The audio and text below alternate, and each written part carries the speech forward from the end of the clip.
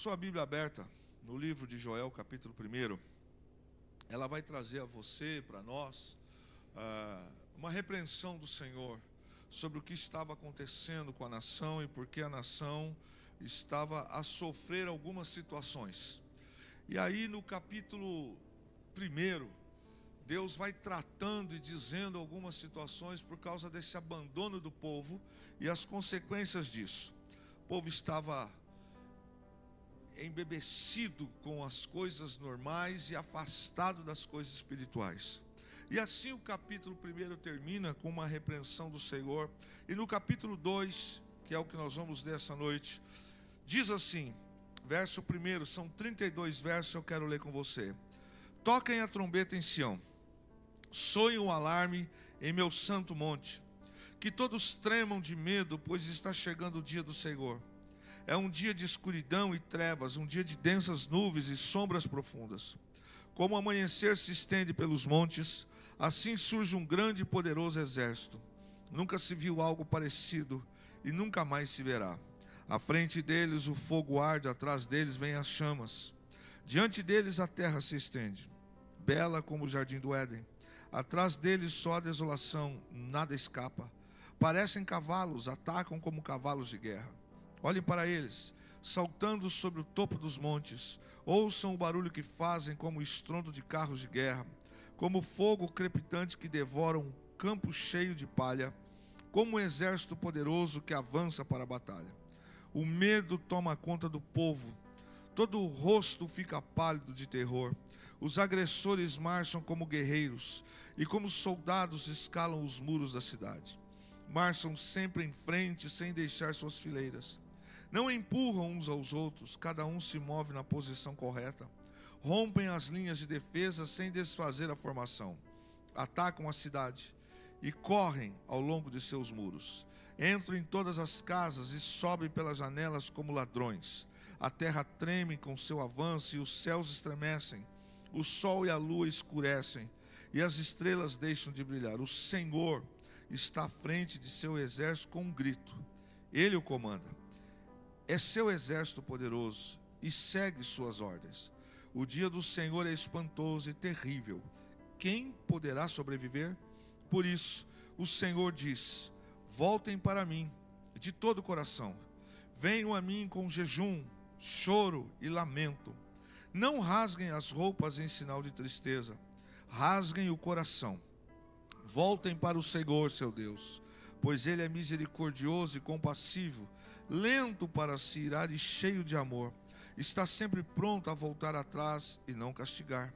Quem sabe Ele mude de ideia e lhes envie bênção em lugar desse castigo. Talvez possam apresentar ofertas de cereal e vinho ao Senhor seu Deus, como faziam antes.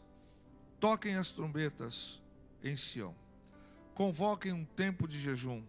Juntem o povo para uma reunião solene.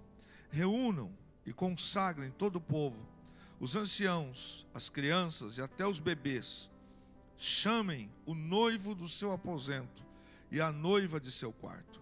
Que os sacerdotes que servem na presença do Senhor chorem entre o pórtico do templo e o altar. Que façam esta oração: poupa teu povo, Senhor. Não permitas que a nação que pertence a ti se torne objeto de zombaria. Não deixes que seja motivo de piada para as nações que dizem: onde está o seu Deus? Então o Senhor teve compaixão do seu povo e com zelo guardou sua terra.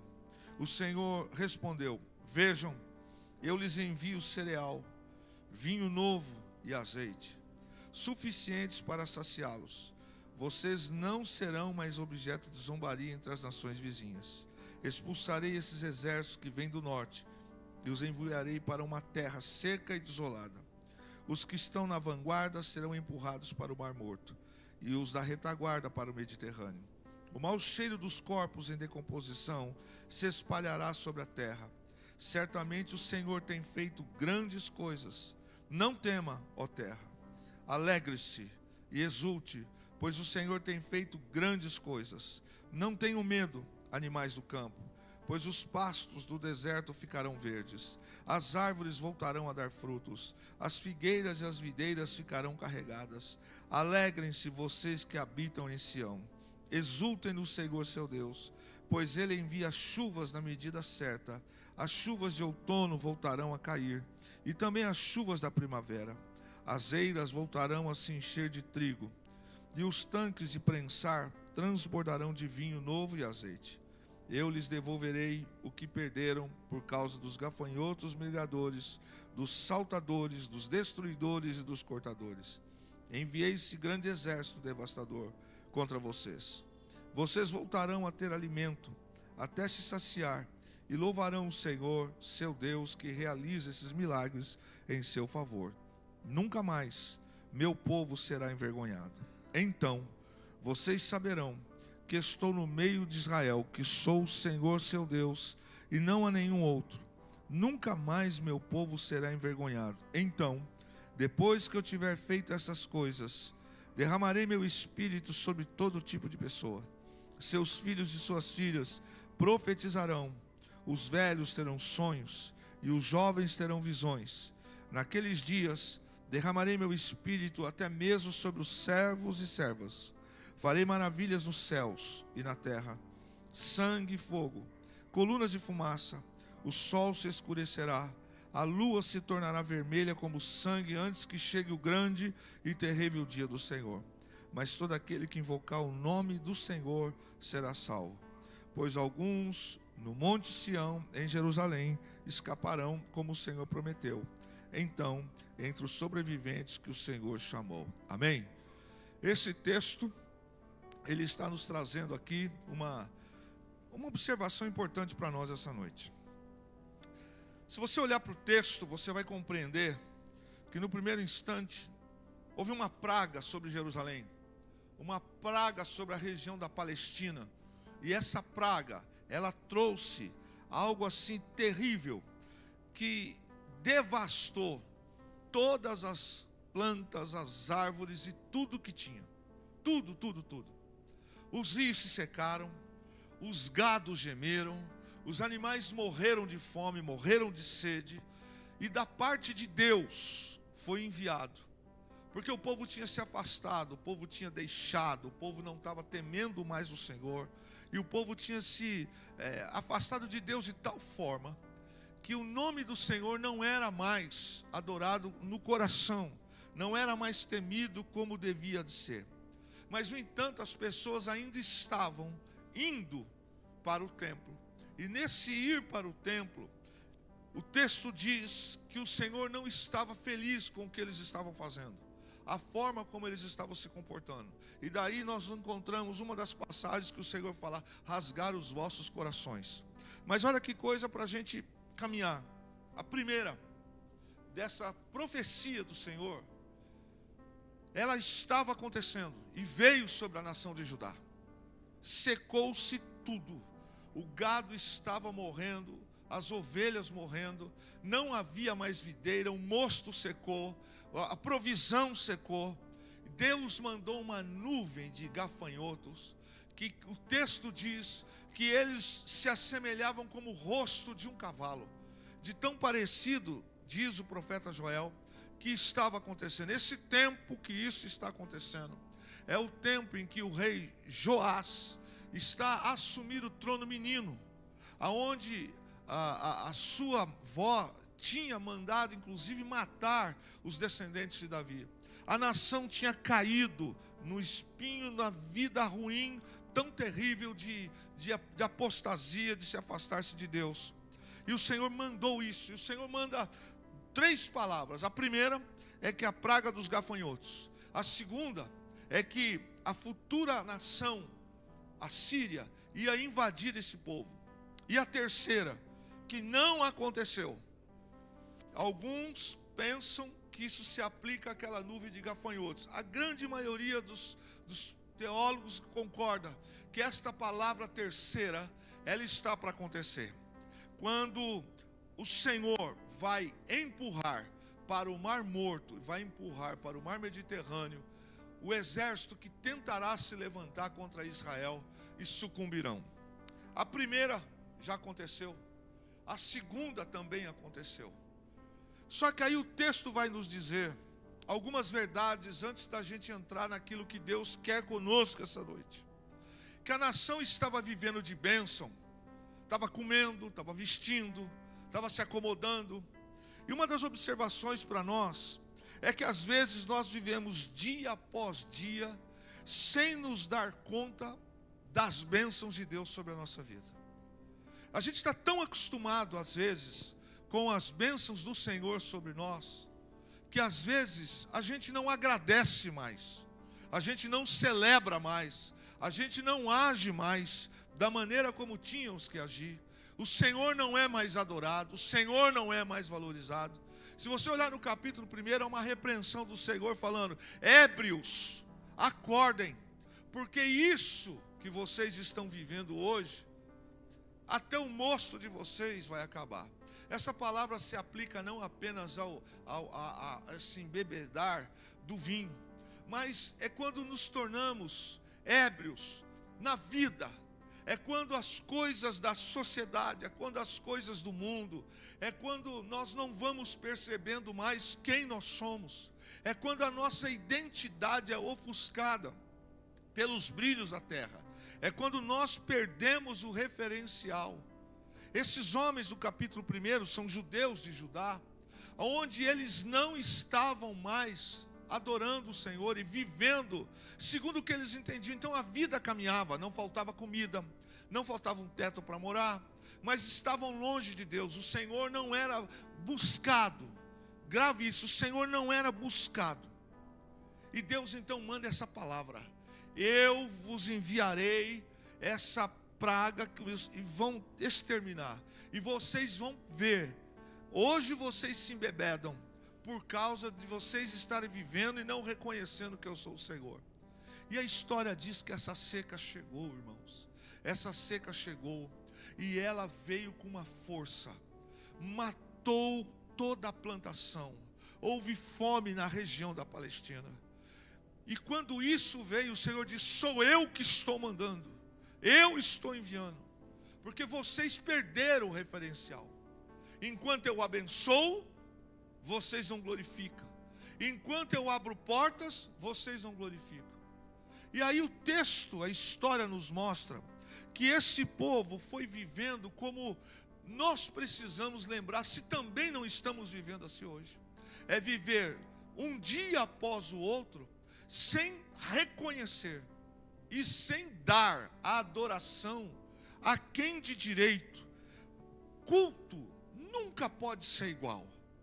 Estar aqui na presença de Deus, Ele mesmo fala. Quando nós falamos estar na presença de Deus, isso é uma força de expressão que não é muito aplicada, porque nós não devemos estar na presença de Deus aqui.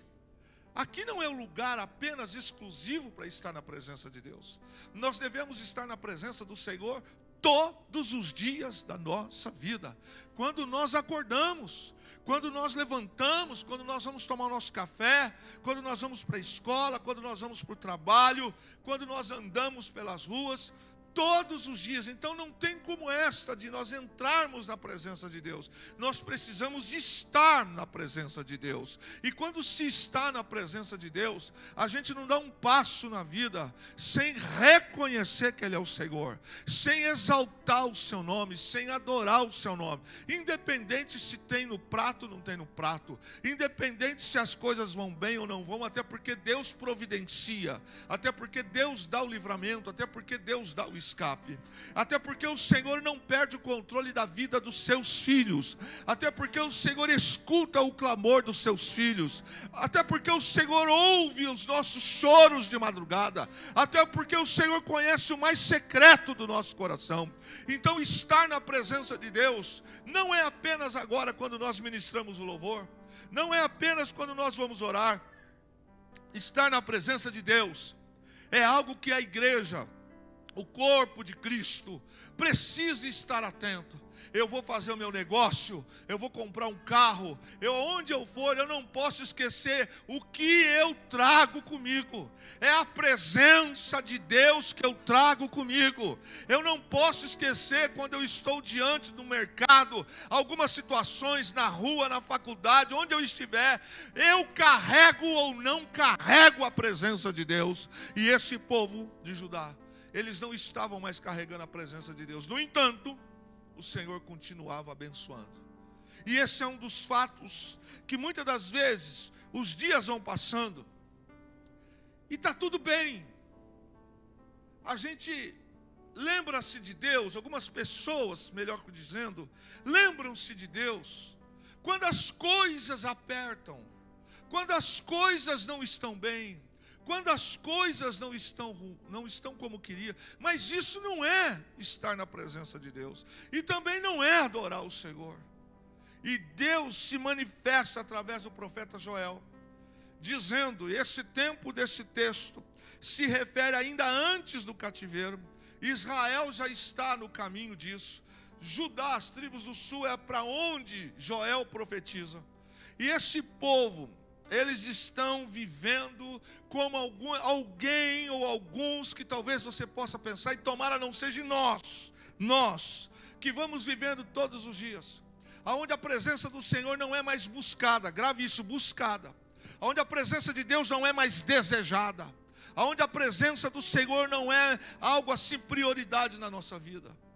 Eu estava pensando hoje daquelas senhoras do passado, não tão distante, que tinham 7 filhos, 8 filhos, que tinham as suas ocupações, que cuidavam do lar, que tinham sua família, mas que tinham tempo de oração, que tinham tempo de buscar o Senhor, tempo em que os filhos sabiam que determinados horários do dia, a mãe estava no quarto orando, estava clamando ao Senhor. Alguns homens que não davam passos na vida sem orar e buscar ao Senhor.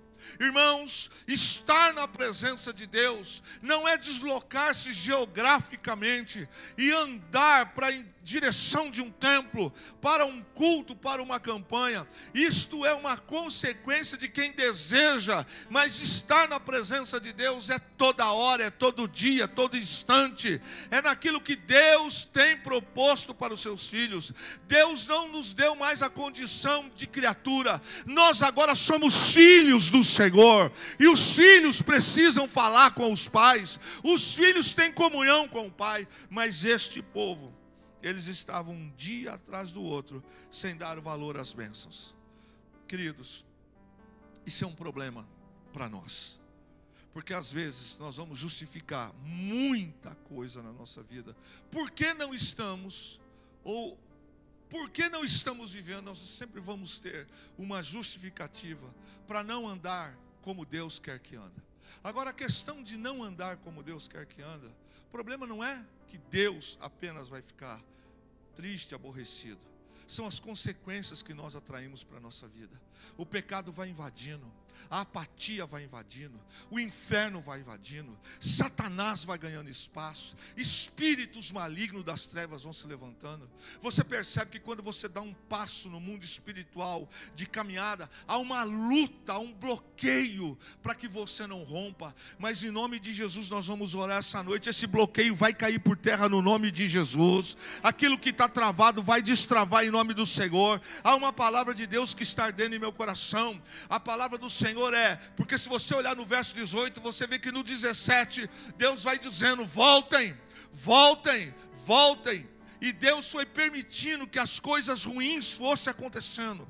Deus foi enviando, mandou os gafanhotos. Aquilo subiu pelas casas, subiu pelos muros, foi comendo toda a plantação. Aqueles que viviam embriagados através do mosto, deixaram de ter o seu mosto. As mulheres começaram a sentir, o gado sentiu, os homens sentiram. Nada mais dá certo. Mas às vezes, querido, parece que nós, às vezes, os homens, vamos dizer assim, a população, ela só percebe quanto ela se afastou de Deus quando a calamidade chega na sua vida.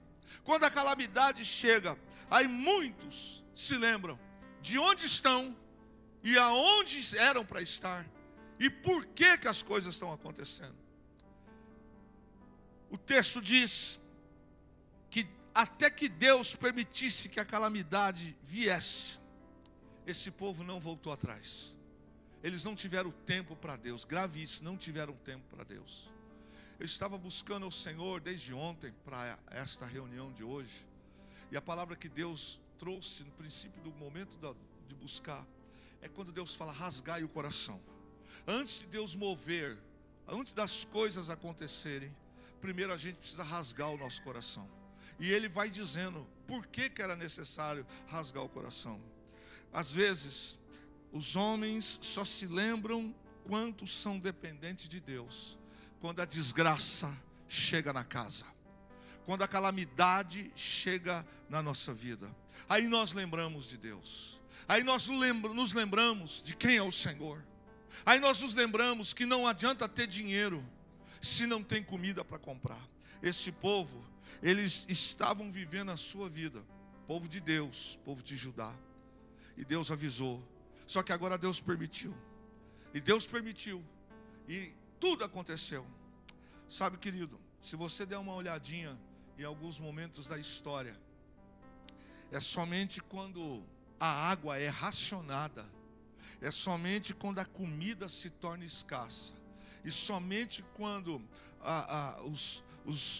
as questões de produtos de primeira necessidade, elas se tornam absurdamente caras, o dinheiro se torna algo difícil, é que as pessoas se lembram de Deus. Esta nação, povo de Deus, grave isso, povo de Deus, eles só entenderam como alguns entendem. É quando nós percebemos que a água acabou. Se você olhar para a nação brasileira, se você olhar para o mundo, e já estão acontecendo fatos, situações. Em alguns lugares a seca está arrebentando. Em alguns lugares, como nós olhamos para alguns dias atrás, as matas se queimando, as coisas sendo devastadas, mas as pessoas estão preocupadas, daqui a pouco vai romper, alguém pensando numa festa mundana que vai acontecer daqui a alguns meses no Brasil, e o povo de Deus muitas das vezes está correndo para lá, correndo para cá, e não está na presença de Deus. Grave isso, está na presença de Deus. Judá só voltou a clamar, a dar a Deus a honra e a liberdade, quando a água ficou escassa, quando a comida acabou, e aonde as coisas mais básicas de necessidade, eles não tinham mais para comprar, e quem tinha dinheiro para ter essas coisas, não tinha mais de onde comprar. São nessas situações que os homens descobrem, percebem, e até o povo de Deus, o quanto nós precisamos lembrar que nós vivemos num mundo que ele não tem nada, absolutamente nada que deveria nos prender. Quando essas coisas acontecem, nós descobrimos o quanto essa sociedade está podre, o quanto o mundo é perigoso, o quanto nós podemos desfocar de Deus e o quanto as consequências podem chegar sobre a nossa vida. Capítulo 2, e é isso que começa Deus a falar conosco. Perceba que fala assim: tocai a trombeta. Quando é que se toca a trombeta? A trombeta se tocava para convocar o povo para uma assembleia, ou para uma festa, ou para a guerra, ou para uma cerimônia, ou para um perigo. Aqui o Senhor está dizendo através da boca do profeta Joel, ele chamou os anciões, que eram os homens mais idosos, aqueles que tinham respeito e autoridade, chamou esses homens, chamou os sacerdotes, chamou os levitas e disse: o Senhor assim me fala para dizer à nação: toque a trombeta, chame o povo para um santo jejum, chame o povo para buscar ao Senhor, porque a coisa vai ficar pior, a situação vai dar cada vez pior do que a gente está vivendo. E é nessa linha que no versículo 13 o Senhor fala assim: rasgai o vosso coração. E é nisso que Deus quer tratar com a gente hoje. Eu vinha para cá pensando hoje a palavra que Deus tem dito para mim, Eu espero que você receba. É o tempo da gente tocar a trombeta. É o tempo da gente colocar encher a nossa alma de alegria. É o tempo da gente colocar a nossa casa em oração. É o tempo da gente entrar na casa do Senhor e celebrar. É tempo da gente clamar. É tempo da gente dizer: o mundo pode viver o que for, eu não abro mão de Jesus. É tempo, o Senhor chama-nos hoje, esta noite. Ele está dizendo como se falasse: Kleber, toque a trombeta na minha casa. Toque a trombeta, você que é pai, você que é mãe. Há um desafio profético de Deus para esta noite, não apenas para esta noite. Traga de volta o tocar a trombeta dentro da tua casa. Traga de volta sobre a vida da tua família, dos teus filhos. Tocar a trombeta, o Senhor está dizendo através do profeta: chame esses homens, convoque-os para que eles possam buscar-me com o coração. Por que o Senhor fala rasgar o vosso coração? Porque, queridos, é muito fácil participar de uma cerimônia religiosa, sim ou não? Pode falar com mais fé, sim ou não?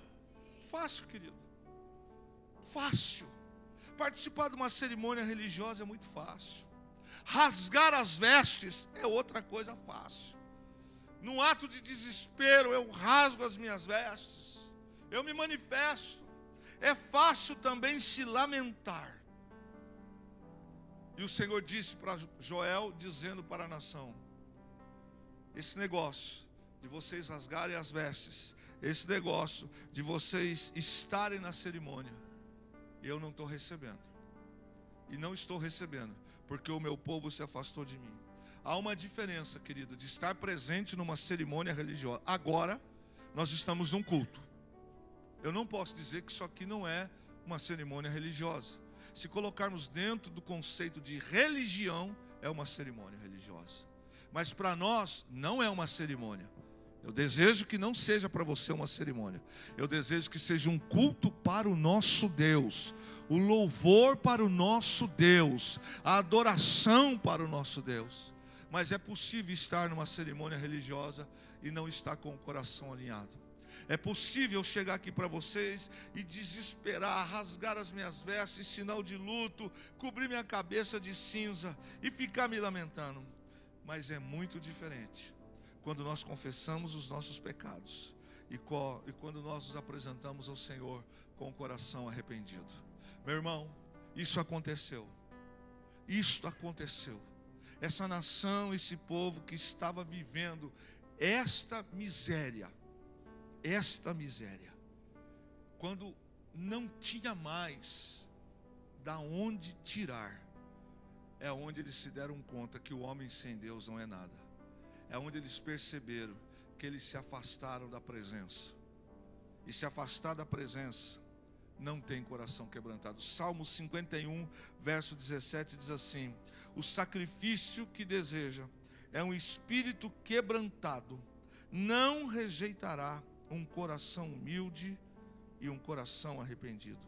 O versos de 12 a 14, você leu comigo. Se você quiser voltar um instantinho para a gente ler, verso 12 e verso 14, diz exatamente assim: por isso o Senhor diz: voltem para mim de todo o coração. Primeiro que eles já estavam vivendo essa situação. Aí o Senhor fala pelo profeta: no entanto, eu ainda vos dou uma chance. Voltem-se para mim de todo o coração. Voltem-se com jejum, choro e lamento. Não rasguem as roupas em sinal de tristeza. Rasguem o coração. Voltem para o Senhor seu Deus, pois Ele é misericordioso, compassivo, lento para se irar e cheio de amor. Está sempre pronto a voltar atrás e não castigar. Quem sabe Ele mude de ideia e lhes envie bênção em lugar de castigo. Talvez possam apresentar ofertas de cereal e vinho ao Senhor seu Deus como faziam. E foi exatamente isso que o povo fez. E quando fez, nós vemos no verso 18, e há um espaço de tempo. Eu venho aqui lançar essa palavra para todo chefe de família aqui essa noite, para toda esposa, todo marido, todo filho, todo obreiro, todo pastor, todos aqueles que estão aqui esta noite. Termina o verso 17 do capítulo 2, o Senhor dizendo: é isto, talvez se vocês voltarem, eu voltarei a vos abençoar. Quando você olha o final do verso 17, você percebe que está acontecendo o que é ruim. Mas no verso 18, Deus ouviu a oração. Não foi algo que aconteceu assim, oraram agora e aconteceu um segundo depois. Olhe bem, volta comigo lá no verso 17, e você vai entender o que Deus quer falar conosco. Termina o verso 17, aonde o Senhor está dizendo que os sacerdotes que servem na presença do Senhor chorem entre o pórtico do templo e o altar, que façam essa oração: poupa teu povo, Senhor, não permitas que a nação que pertence a ti se torne objeto de zombaria, não deixes que seja motivo de piada para as nações que dizem onde está o seu Deus. Esta é a oração que o Senhor mandou que o povo fizesse. Aí aqui termina um tempo, o profeta profetizou isso, lançou essa palavra, mas o verso 18 fica claro que passado um tempo, que tempo? Tempo em que Judá voltou a buscar o Senhor. Verso 18: depois que o povo voltou então a buscar o Senhor, a presença de Deus voltou a ser desejada. A presença de Deus, o Espírito do Senhor voltou a ser desejado. Verso 18: então o Senhor teve compaixão do seu povo. Repete comigo: compaixão do seu povo, e com zelo guardou a sua terra. Passado a palavra de Deus, ele disse: é isto, voltem a me buscar, voltem a me oferecer oferta de cereal. E foi tratando tudo aquilo que Judá tinha esquecido. E esse povo precisou chegar no caos do caos para entender que podia ter dinheiro, mas não tinha o que comprar. E que aonde eles já viveram, por onde eles passaram, tudo se tornou deserto, tudo se tornou seco, não tinha mais o que fazer, porque a praga dos gafanhotos veio da parte de Deus e secou tudo. E o Senhor diz, dos versos 16, do verso 15 em diante, do 12 também: voltem a me buscar, voltem a clamar. E encerra o verso 17, e aqui está a mensagem para nós do verso 18. Diz o seguinte: então o Senhor teve compaixão do seu povo. Eu quero orar essa noite, daqui a alguns instantes, com você. E aqueles que crerem que esta noite Deus vai liberar coisas que estão travadas aqui em nome de Jesus. Mas se você crê, querido, se você crê, diz o Senhor no verso 18: então o Senhor teve compaixão do seu povo e guardou a sua terra. E o Senhor respondeu: veja, eu lhes envio cereal. O Senhor voltou a mandar, chuvas vieram sobre a terra, as plantações voltaram a dar sua colheita, os gados voltaram a engordar, a videira voltou a dar. E a palavra que o Senhor disse sobre aqueles que iam se levantar sobre eles, o Senhor disse: eu repreenderei. E o Senhor repreendeu. E nesse tempo não houve, os assírios não conseguiram entrar em Judá. E a terceira e última profecia desse texto fala de algo vindouro que a gente já está sentindo o cheiro de onde as coisas podem chegar. Querido, onde Deus quer nos levar esta noite nessa palavra, o Senhor está dizendo para nós exatamente o seguinte: que em meio ao caos, o Senhor dá oportunidade. Não interessa como você chegou aqui essa noite, não interessa como eu estou aqui essa noite, não interessa como nós estamos vivendo agora, mas se há no nosso coração uma decisão de entregar no altar hoje, se há hoje no nosso coração aos que desejarem de se aproximarem de Deus, abrir sua boca, clamar ao Senhor, há uma palavra que Deus disse para mim lá em casa quando eu estava buscando: eu vou operar um milagre na vida dos meus filhos. Agora, meu irmão, é preciso clamar, é preciso buscar. O Senhor disse para a nação, quando eles buscaram: eu estou fazendo voltar para vocês. E o texto diz o seguinte: o Senhor ouviu o clamor e viu o arrependimento do povo. Verso 25, ele diz: eu vou restituir, eu vou derramar sobre esse povo. E ele diz no finzinho do capítulo 2 que ele vai derramar sobre toda a carne o seu espírito. Querido, isso não foi apenas, alguns pensam que foi apenas em Atos 2.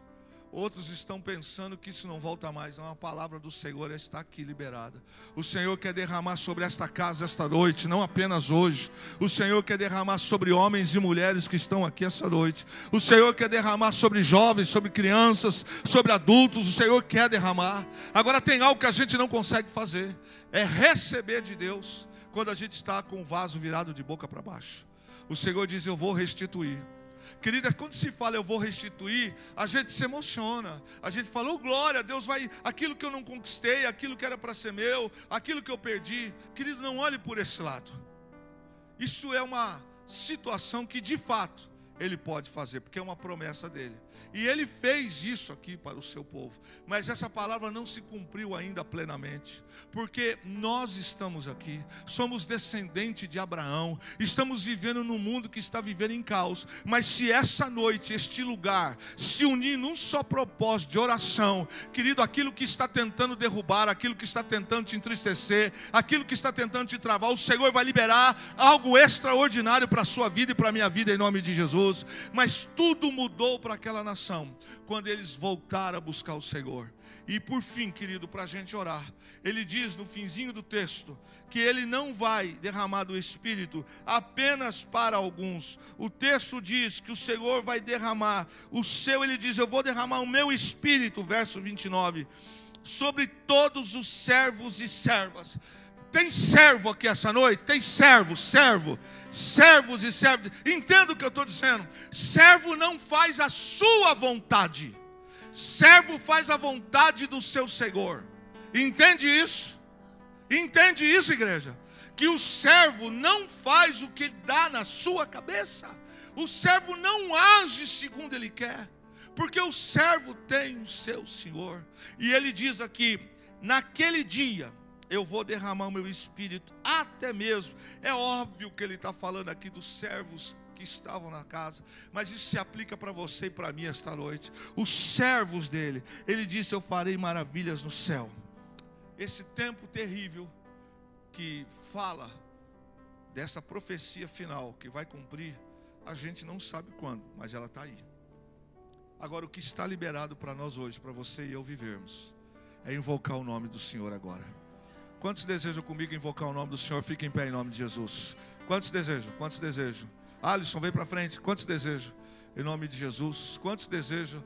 Quantos desejam buscar o Senhor? Quantos desejam? Vem você mesmo, ô menino. Cadê o Alisson? Já chegou? Vamos aqui, vamos adorar o Senhor Jesus. Glória. Tudo tem que ser rápido, vocês têm que ser rápido. Queridos, eu não sei o que Deus vai fazer. Eu não sei o que Deus vai fazer. Mas essa palavra é tão poderosa, que eu tenho certeza que algo grande Ele já começou a fazer. Mas irmão, perceba o que diz o texto: o povo se afastou da presença. E eu confesso a você, irmãos, que eu gostaria muito que de hoje em diante a presença dEle, que a gente chegasse aqui na igreja e quando tivesse oração aqui em cima, a gente não perdesse tempo aqui embaixo, a gente entupisse a sala lá de cima para orar. Eu gostaria muito, querido, que os nossos cultos, quando o louvor começasse, fosse uma consequência daquilo que a gente já vem adorando, daquilo que a gente já vem buscando. Eu não sei, irmãos, eu estou sentindo hoje o dia inteiro, eu tive uma luta, eu disse para a Fernanda hoje, eu tive uma luta em sonhos hoje, tive dificuldade para dormir. Muita gente que eu já conheci morreu, muita gente se manifestou. Eu falei: Fê, que opressão. Muita gente, meus amigos, meus superiores, uma luta, só gente que morreu dos meus sonhos vieram falar comigo. Eu acordava, eu passei alguns momentos da madrugada assim: Senhor, tem misericórdia, Senhor, cuida de mim, Senhor, cuida da Fernanda, Senhor, cuida da igreja, Senhor, cuida de nós. Querido, eu tenho certeza que esta noite, agora, se a gente buscar, este teto não segura a oração deste lugar. Deus tem algo para esta noite aqui sobre as nossas vidas. Ele tem, querido, mas a presença dEle, a gente não pode mais caminhar nem um segundo da nossa vida, nem um instante da nossa vida, sem a presença de Deus. E quando esse povo clamou, a presença foi recebida, e o Senhor mudou a história. Eu não sei quantos de vocês aqui tem alguma causa impossível. Tem alguém aqui com alguma causa impossível que precisa resolver? Se você crê, sai do teu lugar, querido. Não perde tempo diante do altar. Se você crê, não demora para vir, né? Nesses instantes a igreja tem que encerrar. Vocês ainda estão parados ainda, irmão. Estão perdendo a visão. Já era para ter se movimentado. Se o Espírito está falando, vocês tinham que ser o primeiro.